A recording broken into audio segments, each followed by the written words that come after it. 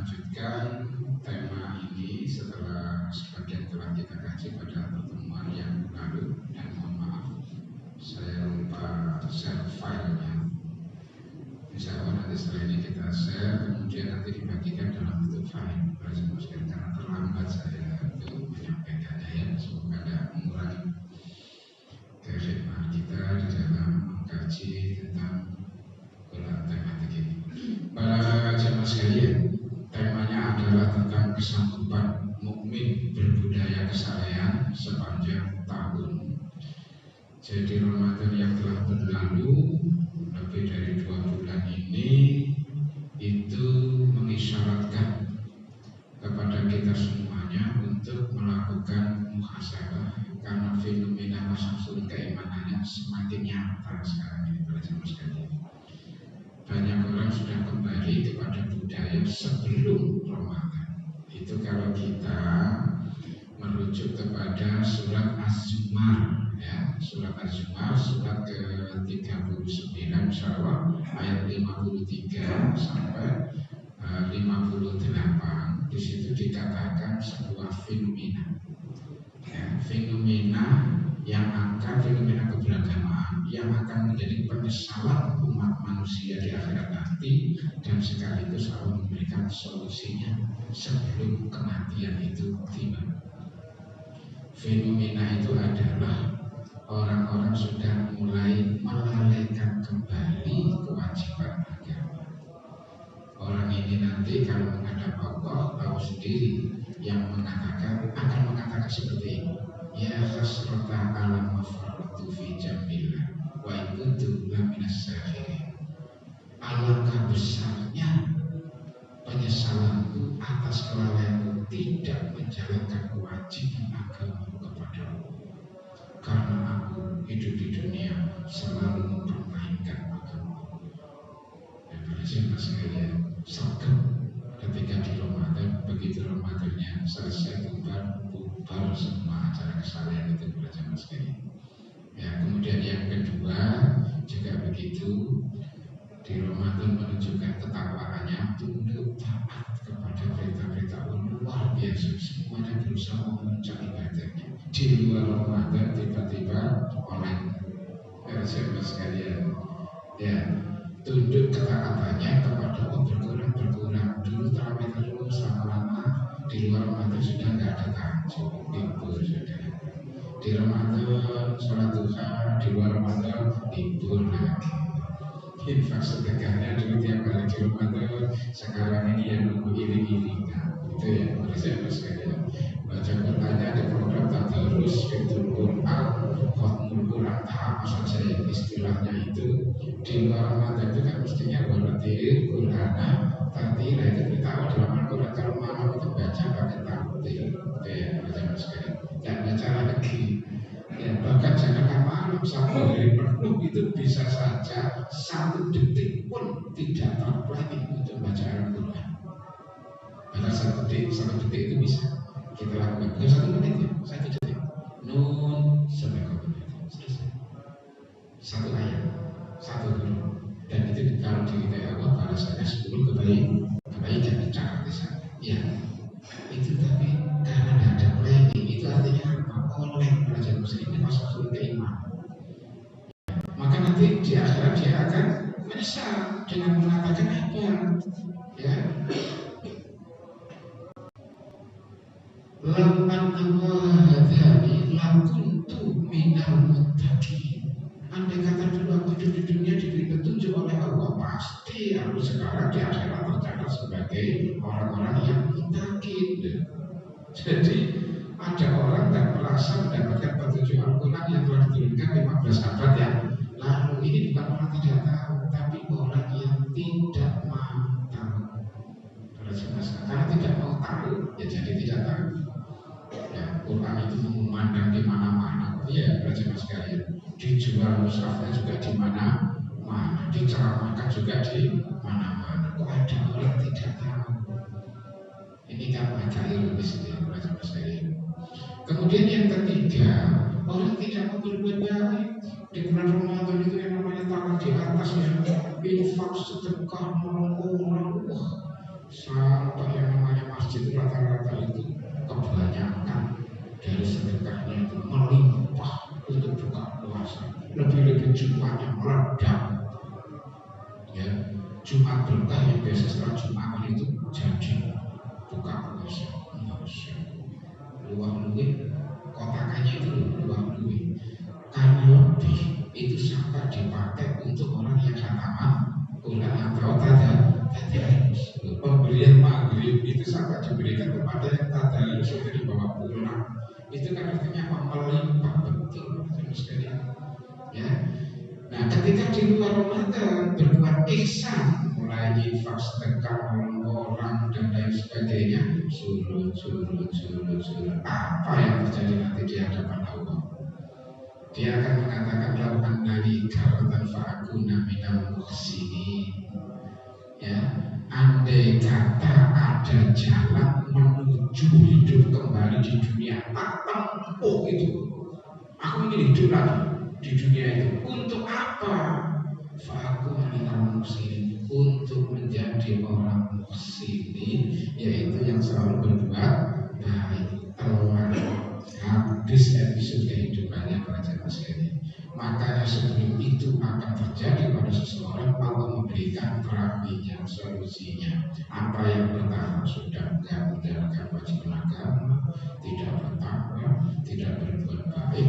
Lantas Allah mengingatkan, qul ya ibadiyalladzina asrafu ala anfusihim la taqnatu min rahmatillah. Hamba-hambaku yang melampaui batas, dosanya sudah banyak, pelanggaran sudah banyak, menumpuk semuanya, tidak usah putus asa dari rahmat Allah, karena Allah itu mengampuni semua dosa-dosa.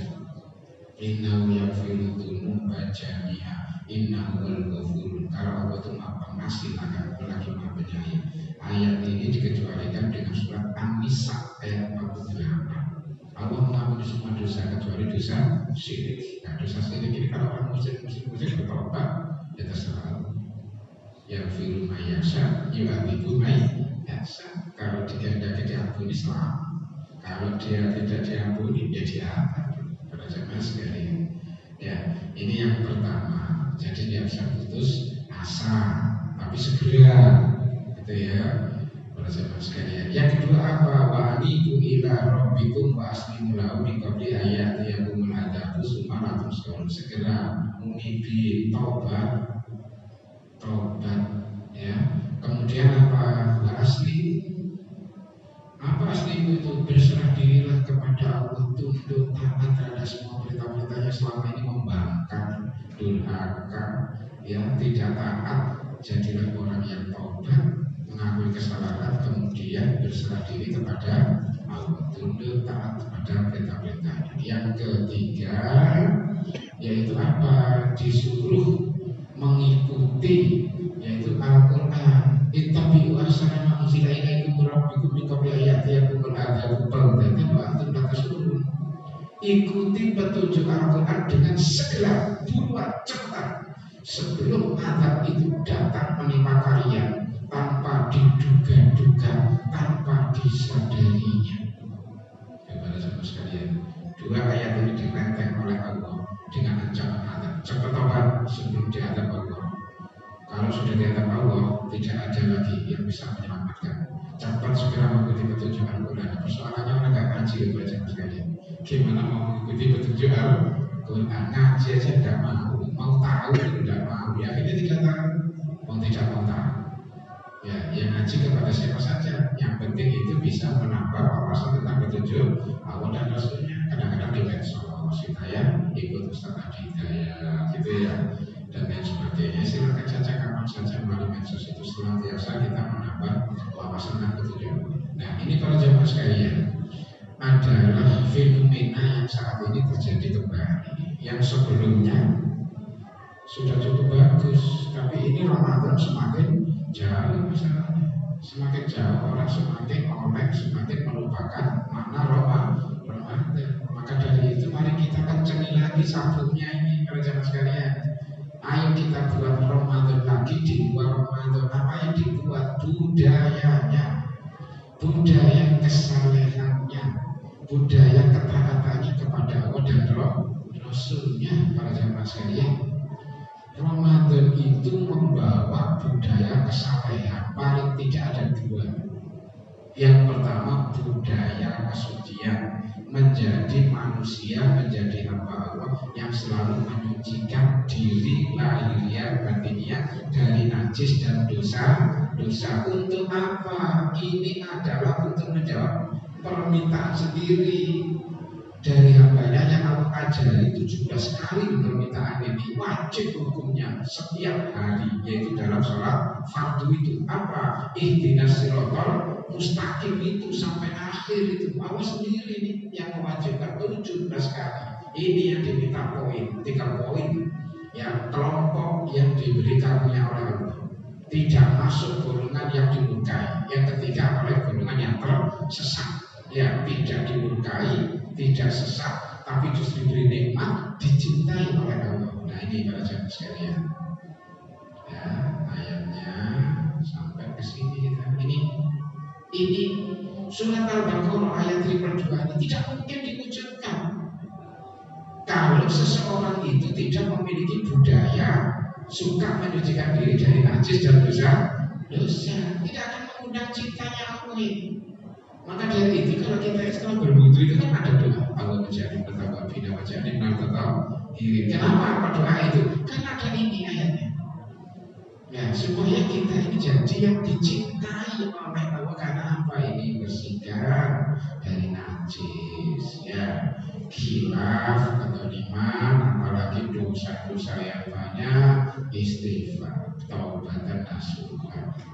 Jadi ya kalau sudah jelas clean, bersih, posisi 11 bulan, ya makanya kesalahan ini apakah mampu kita pertahankan sampai akhir tahun sebelum Ramadan lagi yang akan datang. Tiba waktu apa kembali prosesnya. Para jamaah sekalian, kita diminta oleh Allah dengan menjadi orang yang membersihkan diri ini supaya sepanjang hidup kita 1 tahun 11 bulan itu posisinya kalau minta kepada Allah ini bisa didengarkan, bisa dikabulkan. Kenapa? Ini hamba yang dicintai. Para jamaah sekalian, bukan mujrimin. Kalau mujrimin dalam surat Al-Qur'an disebutkan diadab oleh Allah, kebunnya dihancur leburkan, sadar 3 pengakuan, kami adalah orang-orang sesat, kami adalah orang-orang dolim, kami adalah orang-orang yang melampaui batas. Semoga Tuhan kami menggantikan dengan kebun yang lebih baik. Kebunnya dihancurkan karena kesalahannya, tiba-tiba minta ganti rugi. agak aneh ini. Makanya mau jawab, gimana sih kamu mikirnya ini? Kok bisa mengambil keputusan kebun yang dibangga-banggakan itu sampai melarikan diri ya? Dari apa? Mengingat Allah. Makanya Allah mengingatkan, latul hikum amwalukum wala auladikum an dzikrillah. Jangan sampai kekayaan kita, anak-anak kita itu melarikan kita mengingat Allah. Nah, ini diberi kekayaan lupa lalai kepada Allah. Akhirnya apa? Dihancurkan. Begitu dihancurkan, kok tiba-tiba aneh keputusannya? Gantikanlah dengan kebun yang lebih baik. Kepada jamaah sekalian, makanya kita ini gimana mikirnya? Ya, kok bisa memutuskan di atas Allah, kok kemudian kita ganti rugi? Maka Allah berikan ya penjelasan yang lain. Maka hamba-hambaku yang bertakwa, jangan minta itu, surga aku siapkan untuk mereka. Setelah itu apa penjelasan ayatnya?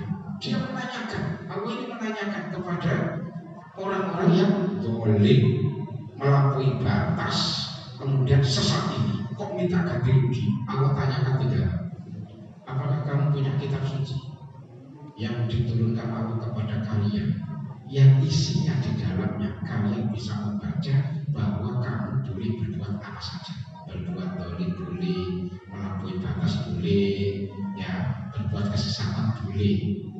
Maka siapa?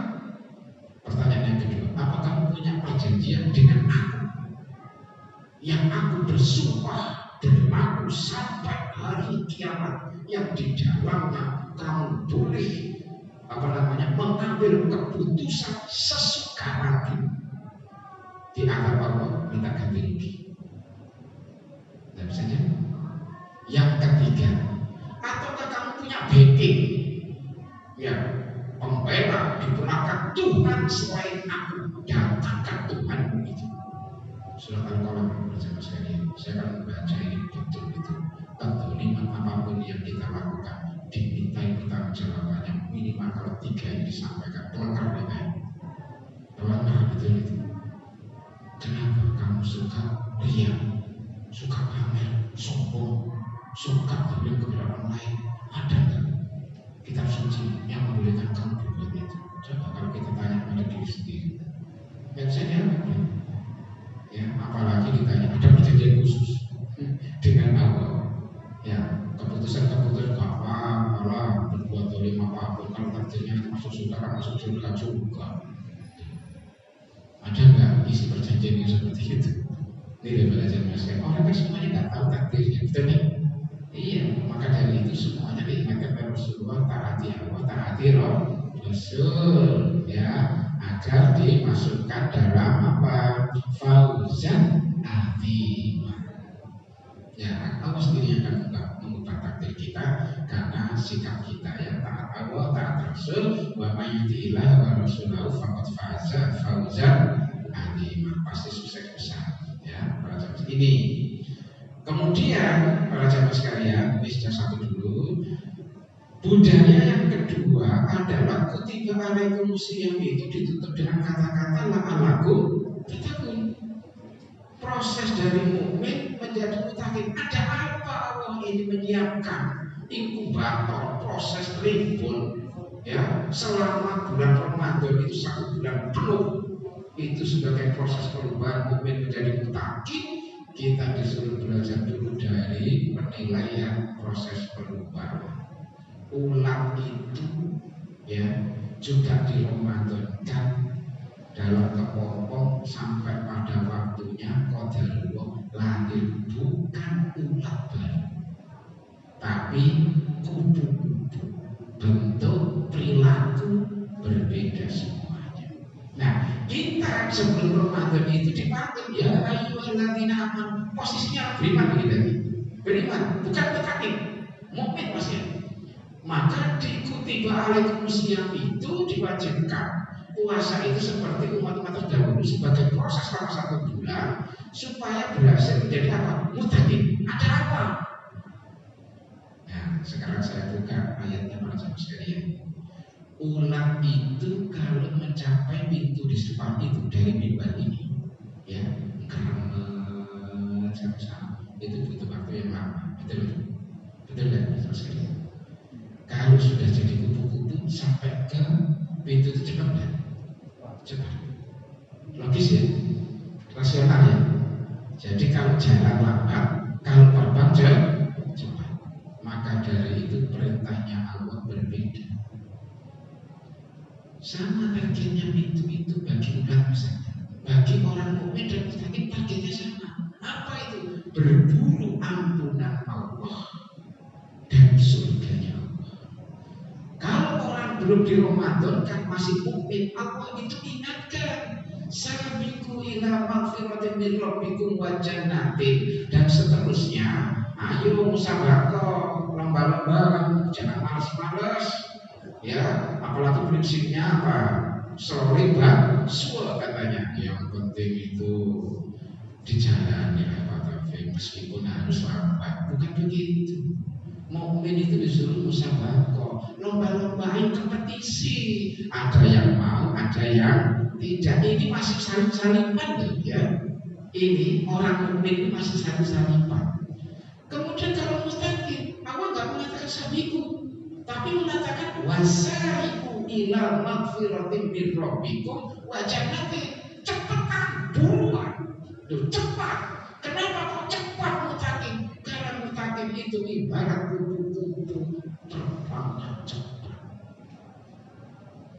Kalau kita ini sukses di Ramadan ini, maka jangan tanya semua perintah-perintah Allah, perintah-perintah Rasulnya maupun larangannya cepat ditangkap, cepat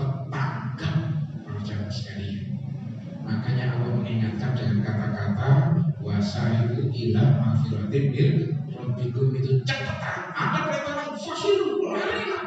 Orang mutakin lari. Ya, lari. Bersama sekalian. Kenapa? Karena biasa sehari bisa cepat. Kok diperintah fasilu lari dia mukmin. Capek. Ya, yang biasanya meskipun itu jawabannya samina wa atona, itu mempunyai karakter pasang surutnya ini tinggi. Ya, di Ramadan terawih terus 30 hari, di luar Ramadan tahajud, sering libur. Nah, kita ini sering libur kan? Ya, maksudnya kalau nggak sering libur, pokoknya malam saya harus seperti biasanya terawih. Ya, kemudian setelah apa? Tahtil Quran. Setelah itu apa? Tasbih, wasabbihu lailan tawilan. Ya, tasbih. Kemudian apa? Al-mustaghfirina bil asar. Ya, istighfar sebelum subuh datang. Ya, raja fajumiku anil madhaji. Ya, tak siapkanlah tidur tidak sepenuhnya. Seperti malam pasti aku hadir dalam acara open house di langit. Ya, di mana Allah buka acara doa pasti ambil. Cepat dia mengambil itu. Ya, jadi kalau mau tidur itu yang dipikirkan nanti malam hadir acara open house lagi. Ya. Kemudian yang kedua akan minta sehat, minta rezeki, minta rahmatnya, minta ridhonya. Ya Allah, Allahumma inna nas'aluka ridhoka wal jannah wa na'udzubika min sakhatika ya benar, ya mujiru firman. Orang yang minta perlindungan dari neraka dan minta surga 3 kali, maka neraka dan surga itu mengamininya. Minta dikabulkan oleh Allah. Ya Allah, kabulkan permintaan hamba-Mu. Kalau minta 3 kali itu dalam hadisnya. Nah, kita minta itu. Ya, mintalah malam hari. Doa pasti diterima, permintaan dipenuhi, tobat juga diterima. Mari berjamaah selalu hadir di malam hari itu. Jadi yang tua-tua seperti kita ini, andalanya adalah kalau malam itu menghadap Allah. Kalau siang itu dalam amalan itu menebar yang namanya kebaikan. Fastabiqul khairat. Itu yang kita pikirkan yang tua-tua ini. Ya, kita ini duduk aja udah susah kalau nggak senden. Ya, orang senden itu sudah tinggal 1 guling. Ya, sekarang guling dipendam. Ya, kan ada bau tanah itu, malam itu. Jadi kalau kita mau tidur, itu yang kita ingat apa? Wah, ini waktunya aku menuju kematian. Tidur itu kematian. Makanya kalau bangun itu alhamdulillahilladzi ahyana ba'da ma amatana wa ilaihi nusyur. Ahyana. Jadi malam itu kalau tidur di dalam genggaman Allah jiwa kita, kalau itu tidak dikembalikan mati malam itu kita. Makanya kalau dihidupkan kembali malam itu bersyukur kepada Allah. Makanya bunyinya alhamdulillah itu bersyukur. Ya, kalau sudah bisa bangkit lagi langsung cepat. Jangan lama-lama di kamar mandi. Kamar mandi itu rumahnya setan. Kita masuk di sana enggak berlindung kepada Allah. Kita dipermainkan di sana itu sampai waktunya semakin sempit untuk dia mulai, bahkan kadang-kadang kehabisan kita. Ada yang rokok sambil buang aja, kan mari-mari. Ya mohon maaf gitu ya, gak berlindung kepada wujud. Lupa ya, tadi pesannya tangan kirinya belum ya, ulangi lagi. Ingat tangan kiri, lupa tangan kanan. Loh ini tadi 3 kali ya, yang tangan kanan. Ya kok yang ini sekali, ulangi lagi. Maunya kan 3 kali semuanya. Tapi setan menggoda itu tangan baru sekali itu yang kiri itu, ulangi lagi. Sampai ada orang yang apa namanya bicara sama saya, ya Allah, kata saya ini kalau di kamar mandi sampai 1/2 jam. Apa yang dilakukan di kamar mandi? Saya bilang, saya 5 menit aja bisa. 5 menit aja. Sudah datang olahraga dulu, hangat, sudah mandi langsung bersuci. Selesai langsung cepat menuju sajadah kita. Kenapa sampai 1/2 jam? Habis waktunya, sudah bangunnya 3:30. Ya, kemudian 1/2 jam aja di kamar mandi. Sisanya mepet sekali. Malam itu paling 4 paket yang kita minta, yang kita lakukan. Tahajud, ya, tartil Quran, bertasbih, kemudian taubatan nasuha dan istighfar. Ini 4 ini yang kita lakukan. Kok waktunya habis? Makanya kita harus ubah cara pandang kita ini berjamaah. Jangan lama-lama di kamar mandi itu ya, berjamaah sekalian. Nah, ketika orang ini diproses untuk menjadi mustaqim itu kenapa? Ini janji Allah para jamaah sekalian. Suratnya adalah surat Yunus 62 sampai 64. Karena sudah dibiasakan oleh Allah itu begitu. Doanya Rabbana atina fid dunya hasanah wa fil akhirati hasanah wa qina adzabannar. Gimana ini bisa didapatkan? Di dunianya kok juga bahagia, senang, ya selalu terbaik. Itu gimana? Terbaik dunia, terbaik akhirat. Ini gimana cara dapatkan yang dunia bahagia dunia akhirat ini? Maka Allah katakan di dalam surat Yunus ini, orang-orang yang beriman, saya merah dulu ya bersama sekalian. Orang-orang yang beriman dan mereka selalu bertakwa, mereka posisinya di sisi Allah sebagai wali-wali Allah, dijamin hidupnya dijauhkan dari kekhawatiran dan kesedihan.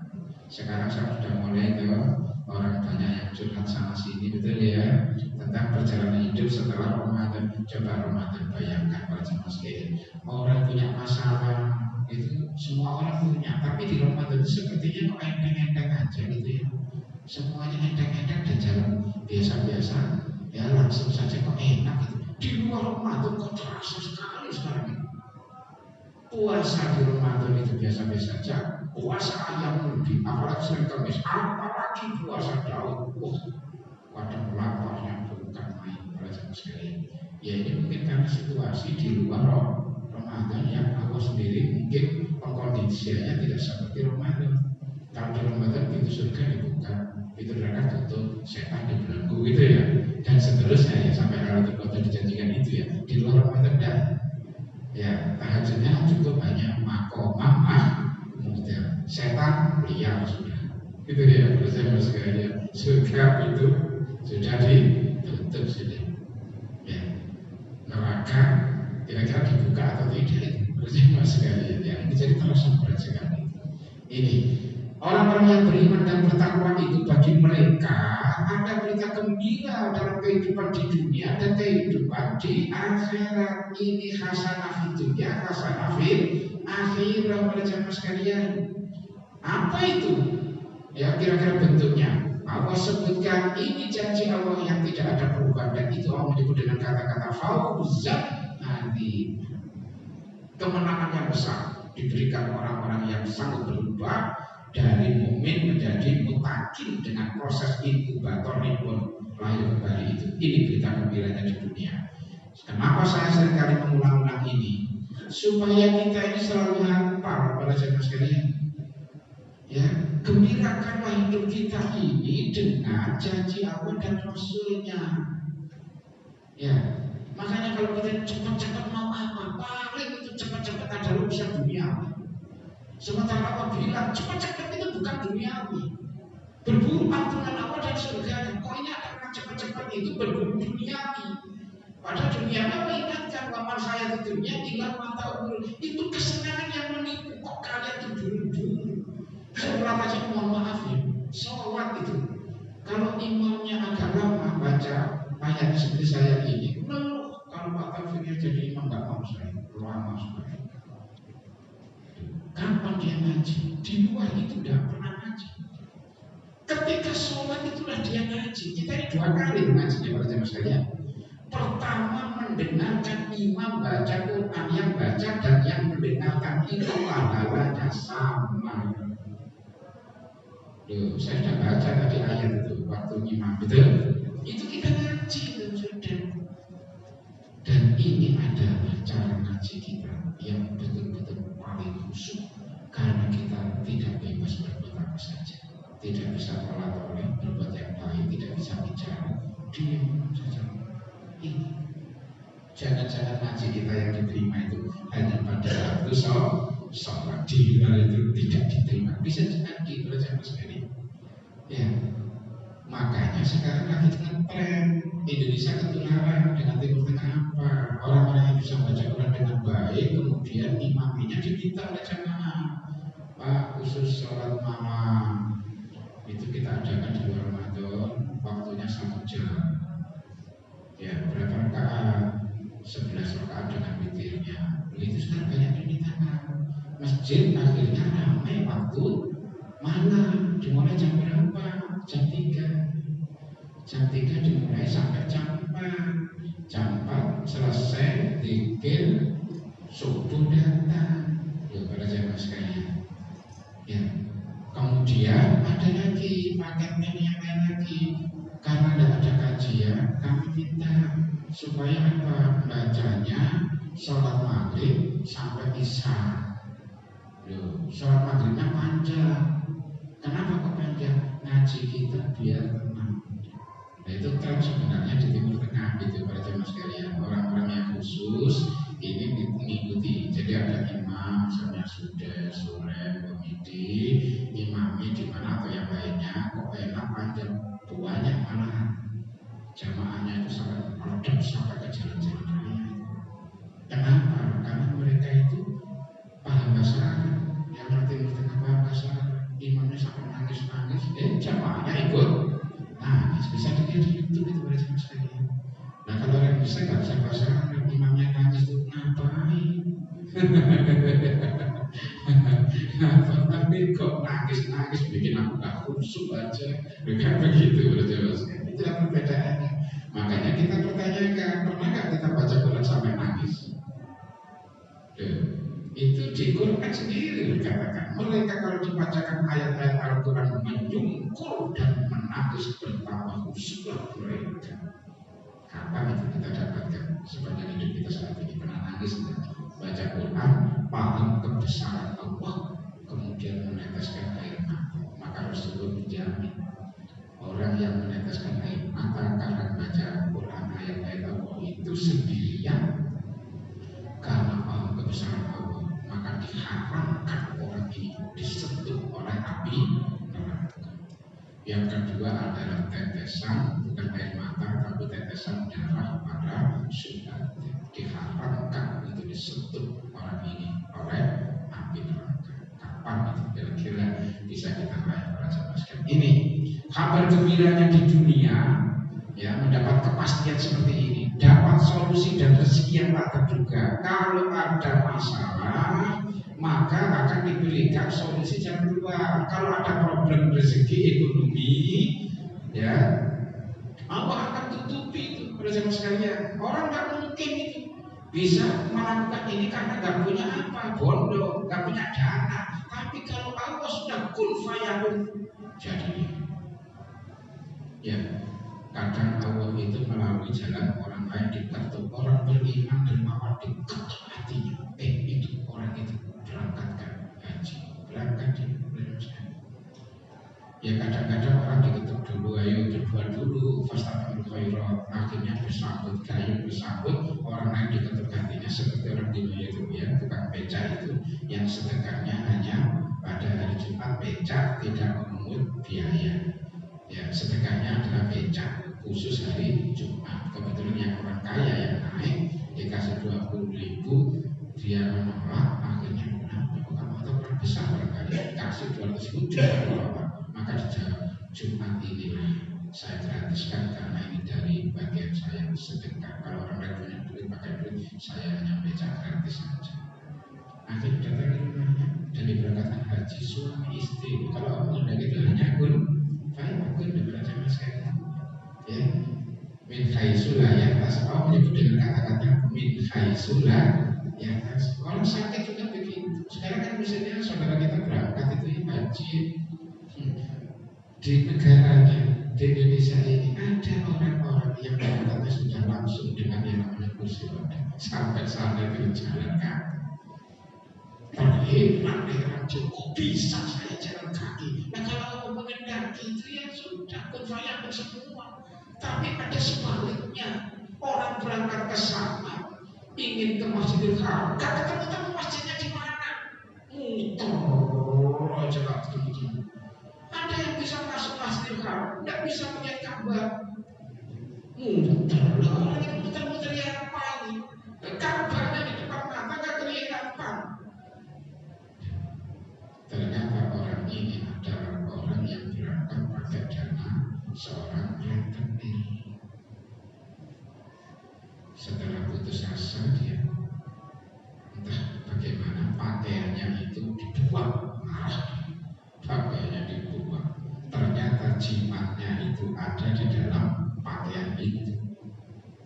Ketika jimatnya itu dibuang, kok dia bisa melihat Ka'bah? Oh, dia ganti yang baru ini jangan pakaian ini. Nah, dia sadar ada jimatnya.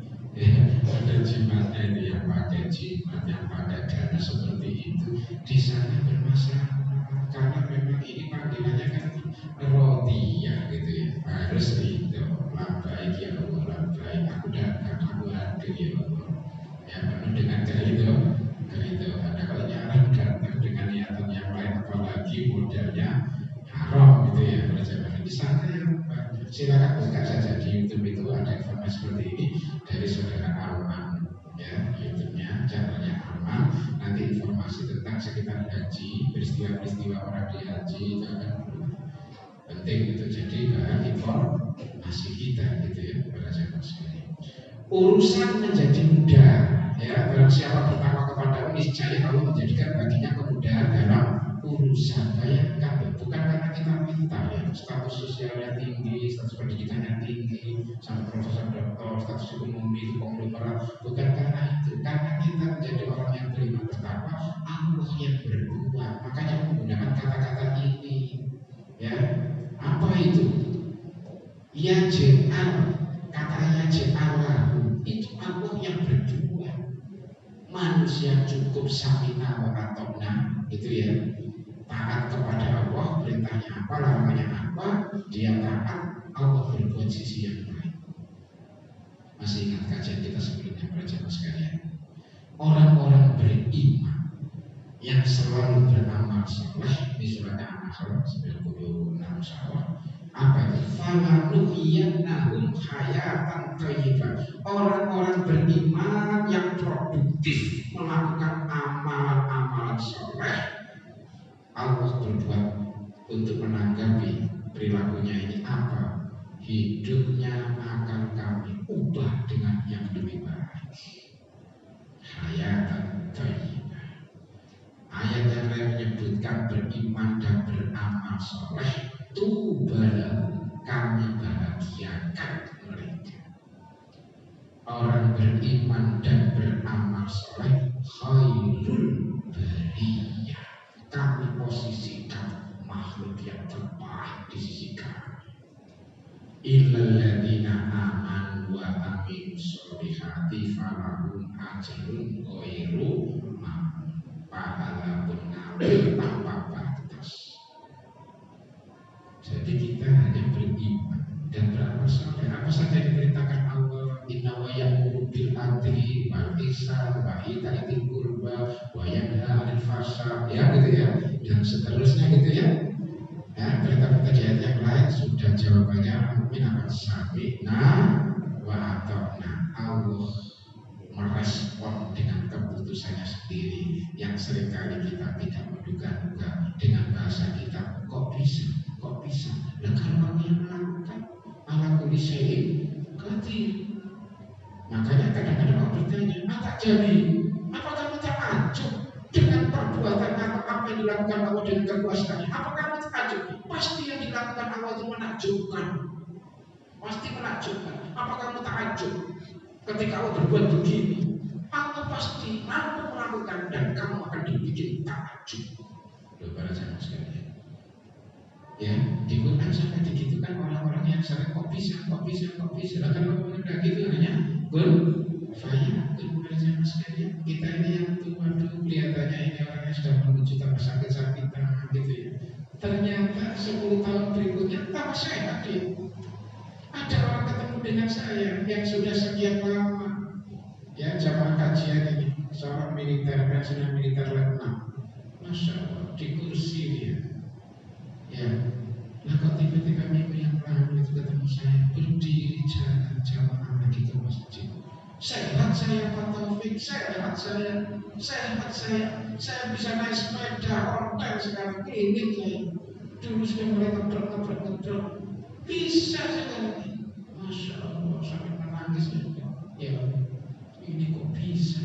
Ya kalau mendapat pun, makanya jangan dikira orang yang sakit-sakit yang pergi haji dengan terus pasti sana sudah disehatkan oleh Allah, bahkan mengalahkan orang yang berangkat sehat, kadang-kadang sehat, sombong sebagai sampai sana lumrah. Yang mohon maaf sampai ada orang haji itu sampai sana masuk rumah sakit sampai selesai haji. Ya jadi haji ya. Apalagi kasus yang terbaru. Sudah mau diberangkatkan haji, minta pulang apa? Nyelamati yang mati, gak jadi haji. Gimana itu kan kasihnya itu? Padahal ya sudah sampai di bandara di sana, ingin pulang lagi. Ada apa? Sudah turun dari pesawat kok ingin balik gitu. Ini masalah yang setiap orang berbeda. Biasanya seperti itu adalah sebagai bagian dari nilai amalnya sendiri para jamaah sekalian. Ini ya, urusan menjadi mudah, kalau ada masalah dapat solusi, kalau problem ekonomi rezekinya tiba ya diberikan dengan cara yang tidak disangka-sangka. Kemudian kalau ada masa lalu yang itu apa dosa-dosa khilaf kedolima dihapus oleh. Kalau beramal soleh produktif, ini Allah katakan di bagian C itu dilipat karena pahalanya ulama. Kalau dia diberi karunia oleh Allah, karunia itu ada yang berbarkah, ada yang tidak berbarkah sama sekali. Ya, kadang ada orang itu rezekinya sedikit, gajinya sedikit kecil, tetapi berkahnya besar. Ya, tapi ada yang mungkin gajinya besar, tapi berkahnya kecil, sehingga apa? Tidak mengubah kehidupannya lebih baik. Bukan seperti gambaran bayi di jannah, di rumah tangga kehidupannya seperti surga, ya, sakinah, tentram, damai, nyaman, ya, di situ bertebar cinta kasih, ya, kasih sayangnya luar biasa antara satu dengan yang lainnya. Ini hidupnya membuat orang iri, gitu ya. Kadang-kadang kalau dilihat rumahnya ya gede aja, rumah gede lentengan gitu ya, ya tanahnya apa buktinya juga masih tanah, tapi kehidupannya itu kayak begitu ya. Ya kalau jamaah betul-betul, kalau malam itu rapi, kudik-kudik, kadang-kadang suara ngaji. Kenapa kudik-kudik? Puasa, sunnah. Ya setelah itu terdengar apa? Ngaji, masya Allah. Malam-malam dari gedeknya itu terdengar. Nah, ini kan mirip zaman Rasulullah dulu. Kalau malam Rasulullah itu suatu saat itu keliling, ingin tahu apa yang dilakukan sahabat-sahabatnya. Ya, melewati rumah Abu Bakar, apa yang dilakukan Abu Bakar? Ternyata ngaji. Ya, lewat rumah Umar itu ngaji. Rumahnya Bilal ngaji. Tapi ada penilaian dari Rasulullah. Umar kalau ngaji keras sekali. Kenapa? Keras itu ya ditanya oleh Rasulullah. Iyalah sambil bangunkan tetangga supaya qiyamul nah istilah gertoki gitu sama sekali kan. Ya, maka Rasulullah baca turunkan suara. Nah, Abu Bakar ini kalau baca sebaliknya miring sekali gitu ya. Akhirnya Rasul diingatkan apa? Naikkan sedikit suara mulai Abu Bakar. Nah, Bilal juga baca Quran, tetapi ayatnya lompat-lompat. Ya, Mas Rasulullah kan ayat itu kan belum seperti mushaf kita ini. Ya, belum dimodifikasi, belum dikumpulkan gitu ya, masih pelopak-pelopak gitu ya. Mungkin dibaca pelopak ini lompat-lompat akhirnya. Ya, jadi setelah baca ayat ini, ayat terusannya beda lagi gitu ya. Nah, apa jawabannya? Bilal ketika ditanya, ya Rasulullah, aku menyenanginya. Maka apa kata Rasulullah? Jangan begitu. Bacalah sampai selesai ayat itu urutkan, jangan pindah. Qul huwallahu ahad, malikin nas. Ini, aku senang ya Rasulullah. Ya jangan begitu. Selesaikan ini, gitu loh. Ya itu kasus, gitu ya. Kalau sudah masuk beramal soalnya, tapi kalau ada petunjuk Allah ini kita harus hati-hati ya. Makanya tidak semua yang kita anggap baik itu benar di sisi Allah. Ini betul-betul. Tidak semua yang baik itu benar di sisi Allah, kecuali ada petunjuk Allah dan Rasulnya, supaya kita ini melakukan ibadah tidak sia-sia. Saya lanjutkan pada jemaah sekalian. Jika sekiranya penduduk negeri-negeri beriman dan bertakwa, ini negara mana, bangsa mana saja, ya, mau beriman dan bertakwa, apa janji Allah? Pastilah kami akan melimpahkan kepada mereka berkah-berkah dari langit dan bumi. Tetapi mereka mendustakan ayat-ayat kami itu, tidak mau beriman dan bertakwa, maka kami siksa mereka disebabkan perbuatannya. Munafik, kemunafikan para jamaah sekalian. Itu kalau di dalam Al-Quran itu orang munafik setiap tahunnya diadab oleh Allah 1 sampai 2 kali. Kalau ada orang dalam hatinya kemunafikan, sama saja bentuknya kemunafikan itu, ingat itu 1 tahun itu 1 sampai 2 kali diadab oleh Allah. Kalau adab Allah sudah datang itu dasar. Saya tunjukkan ayatnya sini ya. Gini tematiknya para jamaah sekalian. Ya, kita cari. Nah, di sini sudah terdengar apa ya?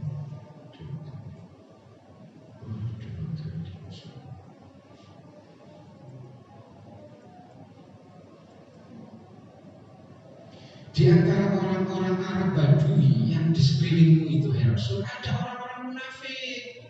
Dan juga di antara Madinah, mereka keterlaluan dalam kemunafikannya. Kamu Muhammad tidak mengetahui mereka, tetapi kamilah yang mengetahui mereka. Nanti mereka akan kami siksa 2 kali, kemudian mereka akan dikembalikan kepada azab yang besar. 2 kali.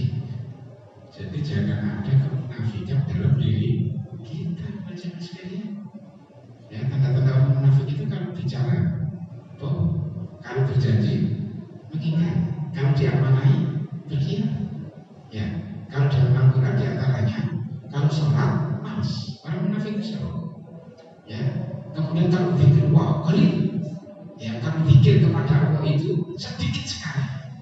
Ya, mengingat Allah itu sedikit sekali, dan mereka riya.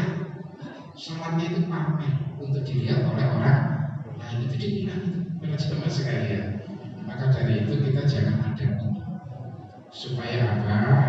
Jangan sampai kita menjadi orang yang kena keputusan rutin setiap tahun mesti dianggap oleh Allah. Nah, itu bilang dari saya kira itu ya para jemaah sekalian hari ini.